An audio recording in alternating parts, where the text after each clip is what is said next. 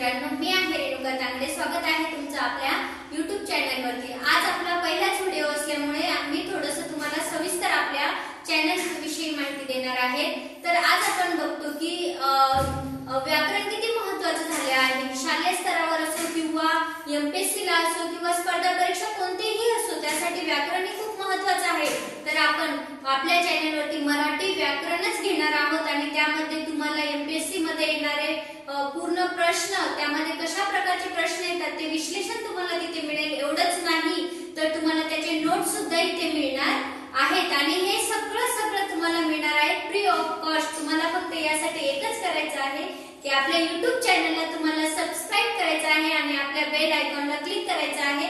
कशासाठी? तर जे काही तुम्हाला नवीन व्हिडिओ येतील ते सर्वात अगोदर तुमच्यापर्यंत पोहोचतील. तर चला मग सुरुवात करूया आपल्या आजच्या पहिल्या लेक्चरला. तर आपण बघतो की मराठीमध्ये सगळ्यात अगोदर व्याकरणात काही येत असेल तर ते आहे शब्दांच्या जाती. तर मग आज आपण बघणार आहोत शब्दांच्या जाती. तर शब्दांच्या जाती किती आहेत हे आपल्या सर्वांना माहितच आहे. किती आहेत? 8. पण ह्या ज्या 8 जाती आहेत, ह्या 8 जाती 2 विभागामध्ये विभागल्या गेलेल्या आहेत. आणि या शब्दांच्या जाती का बरं ठरल्या? कशामुळे यांची नावं पडले? तर वाक्यामध्ये, जसे की आता मी शिकवत आहे, तुम्ही व्हिडिओ बघत आहे किंवा मी गावाला जात आहे, हे काय झाले? एक प्रकारचे एक वाक्य झालं. आणि ह्या वाक्यामध्ये काय झालेलं आहे? वेगवेगळे शब्द आलेले आहेत. जसे की मी शिकवत आहे, बरोबर आहे की नाही? मग हे जे शब्द आहेत, या शब्दांच्या वाक्यामध्ये काय आहेत? वेगवेगळे कार्य आहेत आणि ह्या वेगवेगळ्या कार्यावरूनच यांना काय झालेले आहेत? वेगवेगळे नावं देण्यात आलेले आहेत आणि त्यावरूनच यांच्या काय ठरल्या गेलेल्या आहेत? जाती ठरल्या गेलेल्या आहेत. म्हणून यांना शब्दांच्या जाती असं नाव देण्यात आलेलं आहे. तर ह्या शब्दांच्या जातीचे 2 विभाग पडतात. तर ते 2 विभाग कोणते? तर विकारी आणि अविकारी. विकारी आणि अविकारी.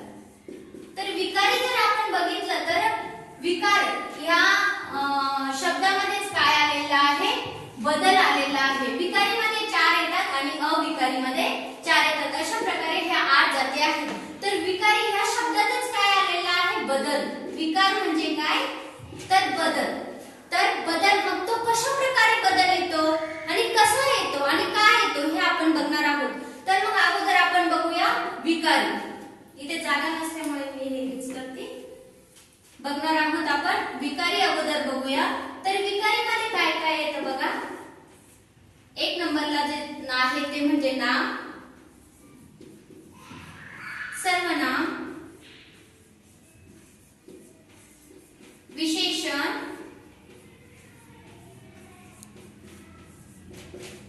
आणि क्रियापद. हे आहेत 4 जाती शब्दांच्या. तर मग ह्या 4 जाती आहेत. तर ह्या 4 जाती आहेत. तर ह्या 4 जातीचे जे शब्द आहेत त्यांच्यामध्ये या शब्दांवरती लिंग, वचन आणि विभक्तीनुसार या शब्दांमध्ये काय होत असतो? बदल होत असतो.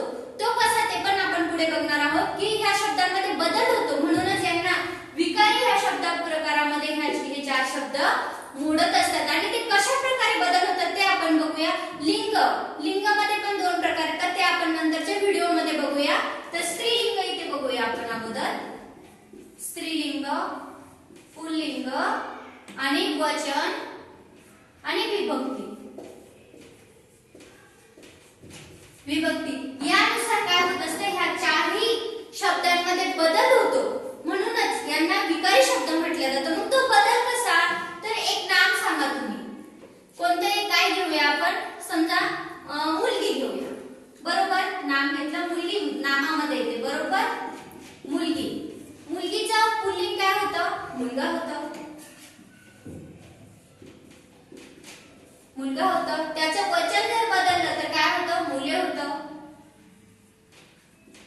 आणि त्याची विभक्ती जर केली तर मुलांना, मुलांचे, मुलांशी अशा प्रकारे होत असतं. मुलांना. बरोबर? आलं लक्षात? म्हणजे नामात काय होत असतं? बदल होत असतो, विकार होत असतो. लिंगानुसार, वचनानुसार आणि विभक्तीनुसार हे नामामध्ये काय झाले आहे? बदल झालेला आहे. आता आपण काय घेऊया? सर्वनाम घेऊया. सर्वनामामध्ये तुम्ही काहीही घेऊ शकता. तो,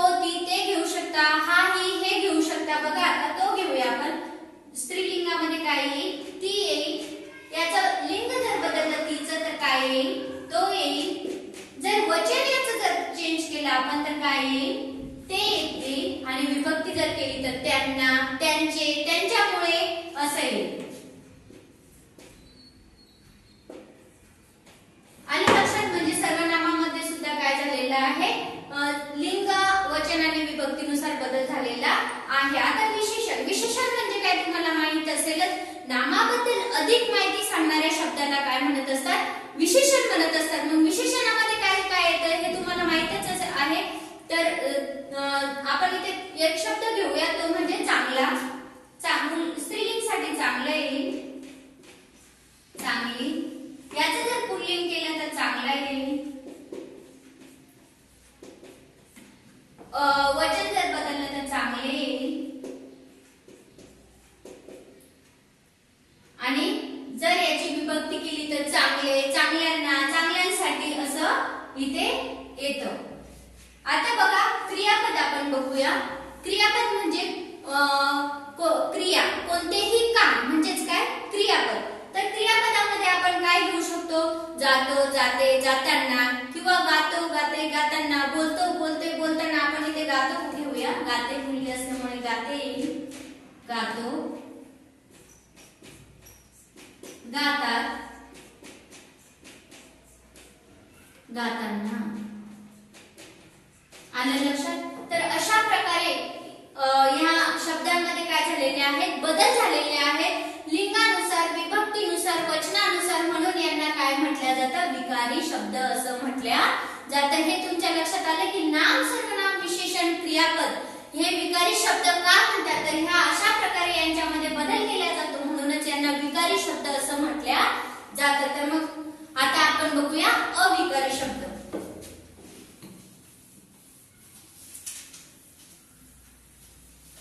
चार संपल्यानंतर हे चार जाती संपल्यानंतर येतं पुढच्या चार जाती. क्रिया, विशेषण, शब्दयोगी अवयव, अव्ययनावे अवयव, केवळ प्रयोगी अवयव. तर ते म्हणतात अविकारी शब्द. अविकारी शब्द म्हणजे ज्यात कोणत्याही प्रकारचा बदल होत नाही, तेच म्हणजे काय, अविकारी शब्द. तर ते कशा प्रकारे आपण बघूया. 5 नंबर देऊया. क्रिया, विशेषण, क्रिया, विशेषण. 6 नंबर शब्दयोगी अव्यय,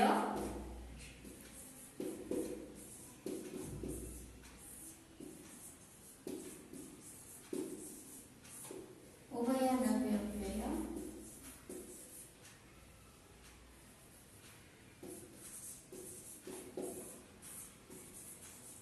आणि केवळ प्रयोगी अव्यय.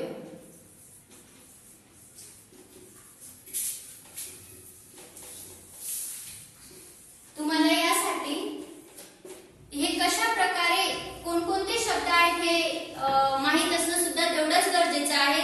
तर बघूया की क्रिया, विशेषण. क्रियेविषयी विशेष माहिती सांगणाऱ्या शब्दाला काय म्हणतात, क्रिया विशेषण म्हणतात. आणि विशेषण म्हणजे नामाबद्दल विशेष माहिती सांगणारा शब्द म्हणजे विशेषण. तर बघा क्रिया विशेषणामध्ये काय, जलद येईल, जसं की राम जलद चालतो. तो माझ्या विशेष. क्रिया विशेषण म्हणजे केव्हा, कसे, कशा प्रकारे घडलं त्यालाच काय म्हणतात, क्रिया विशेषण. जसं की जलद, पुढे, मागे किंवा केव्हा अशा प्रकारचे शब्द म्हणजेच क्रिया विशेषण शब्द. आता शब्दयोगी अवयव बघूया. शब्दयोगी अवयव म्हणजे शब्दाला जोडून आलेला जो शब्द असतो त्याला शब्दाला जोडून येणारा शब्द जो असतो त्याला शब्दयोगी अवयव असं म्हणतात. जसे की माझा.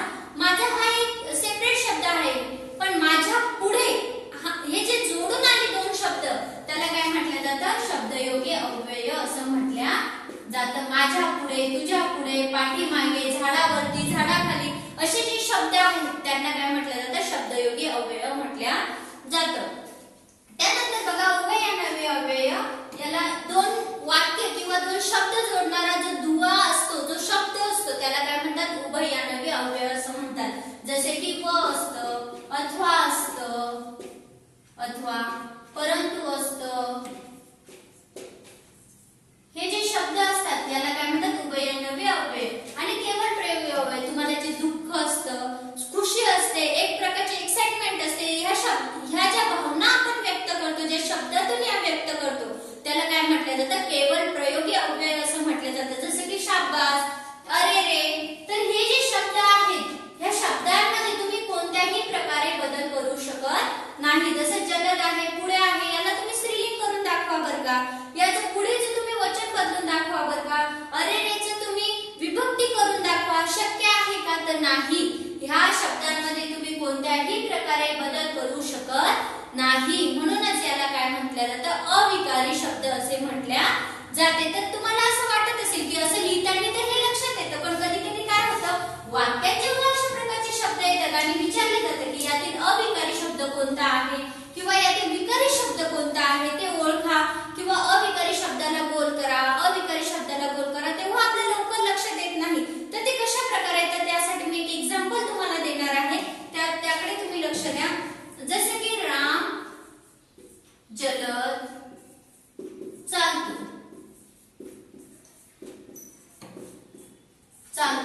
इथे बघा राम काय आहे? नाम आहे.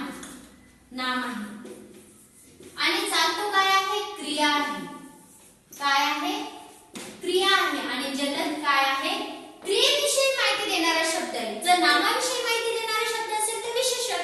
पण राम कसा चालतो? जलद चालतो. कशा प्रकारे चालतोय? जोरात चालतोय, स्पीडने चालतोय. म्हणून हे काय झालं? क्रिया विशेषण झालं आहे. तर विचार बघा,